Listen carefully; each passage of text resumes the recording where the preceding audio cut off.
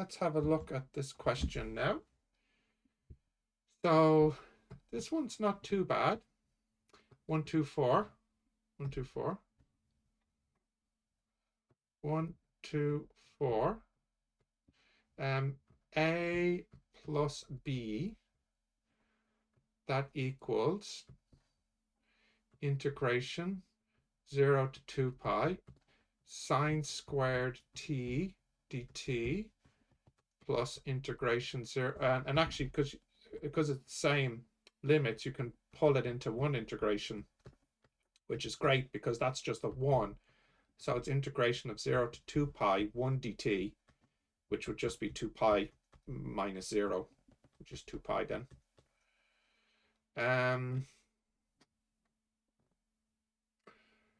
And a little bit trickier is showing that A and B are the same. So I've shown that A plus B is 2 pi, shown that they're the same. So I guess I could say A equals the integration of 0 to pi, and I could replace sine squared with 1 minus cos squared t dt.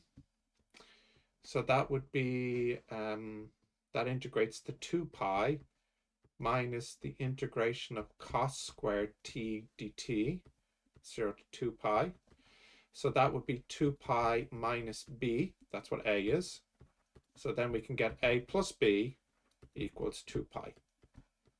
Okay, so that takes care of that and takes care of that. Let's go on to 125 now.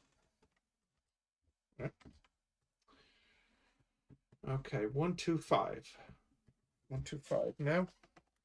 So this one now is with a secant squared, and you're told that. And we're told that, and we have to show that. Okay, let's see. A minus B equals the integration of minus pi over 4 to pi over 4 sec squared t minus tan squared t dt. So let's see. I know we can say sine squared plus cos squared equals 1. And if I divide by cos squared, I get tan squared plus 1 equals sec squared. So sec squared is 1 plus tan squared. So that's integration from minus pi over 4 to pi over 4 tan squared t plus 1 minus tan squared t dt. They cancel. And that's pi over 4 minus pi over 4, which is pi over 2. Okay, that is 125 taken care of. And let's have a look at what is next. Averages. Okay, let's see. Show that the average value of sine squared over 0 to 2 pi is equal to half. Without further calculations, determine whether the average value of sine squared over 0 to pi is also equal to half. Okay, 126. So the average would be 1 over 2 pi integration of sine squared t 0 to 2 pi dt. But could probably use the previous result in 124. Because we know, remember earlier we said A plus B equals 2 pi and A equals B. So therefore A equals B equals pi. So this is from question 124. So this would just become 1 over 2 pi which is just 1 over 2. So that's actually easy peasy. But maybe a little bit trickier is 0 to 2 pi. And if you think about the graph, This is the graph for sine squared t.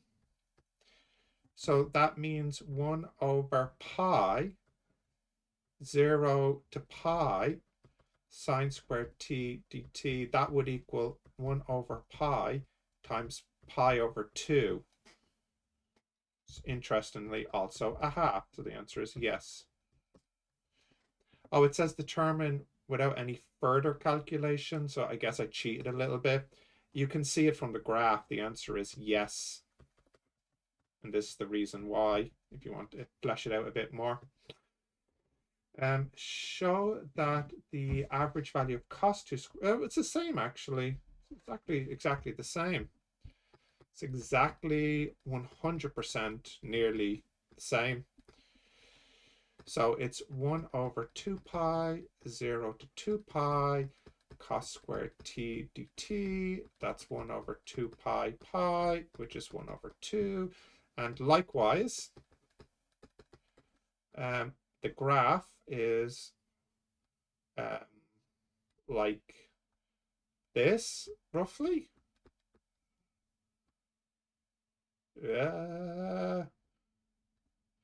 So you can see that the average and the average will be the same. So again, it's another yes. Okay, let's just see what they have at the back. 1, 2, 1, 2, 6. 1, 2, 6, 1, 2, 6, 1, 2, 6, 1, 2, 1, 2, 6 is not there, of course. 1, 2, 7. Yeah, okay, so there's not really much to say there, is there? Okay. So let's see now. That's the average.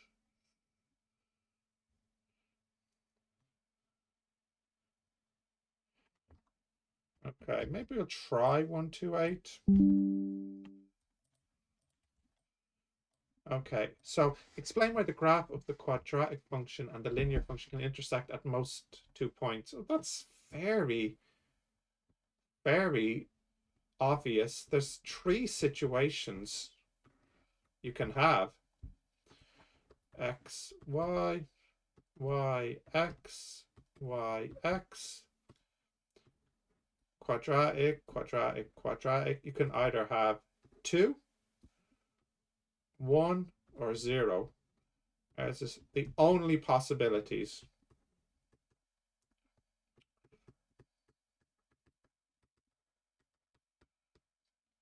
Okay.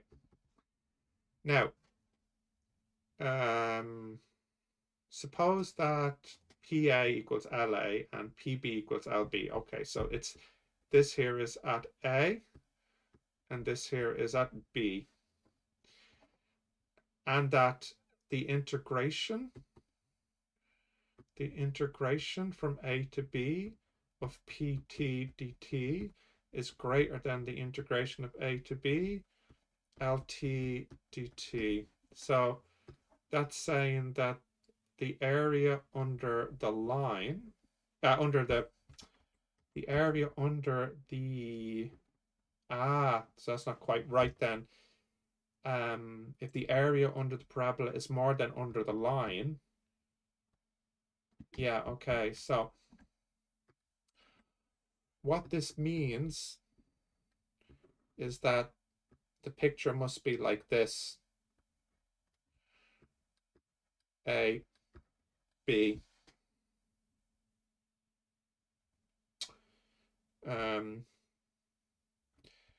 Yeah, so like this then, yeah. So explain why that means over a different interval it's still interesting. So there's our line. Okay, so okay.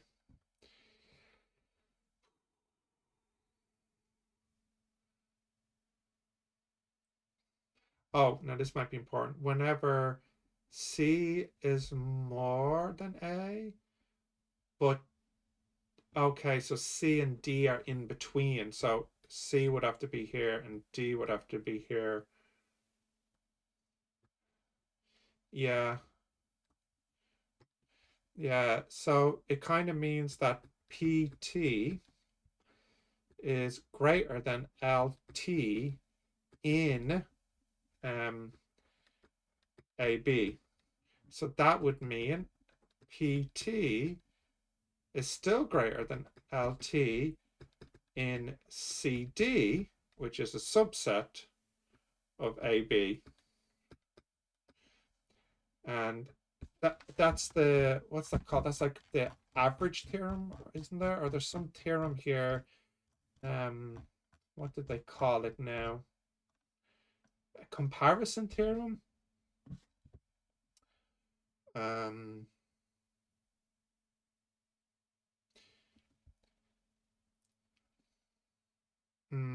but it's kind of the comparison theorem in the reverse.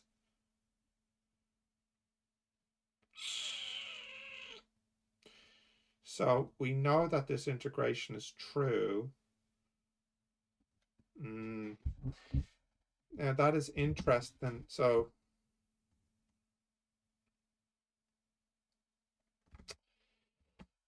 I'm using the comparison theorem, but backwards.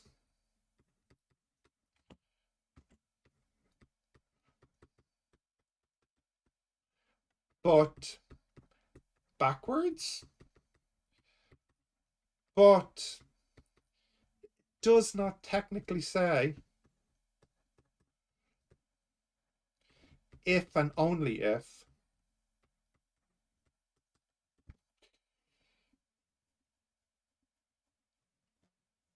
um so technically maybe I can't really do that. Unfortunately, because it's an even question, the answer is not at the back. So I'm not sure if my logic is correct. But no, you see, the problem is 129 is a different one. So possibly might have to flesh this one out more at a later point. It will do for the moment, but I'm certainly not 100% happy with this last one. All right, let's leave it on a low point today.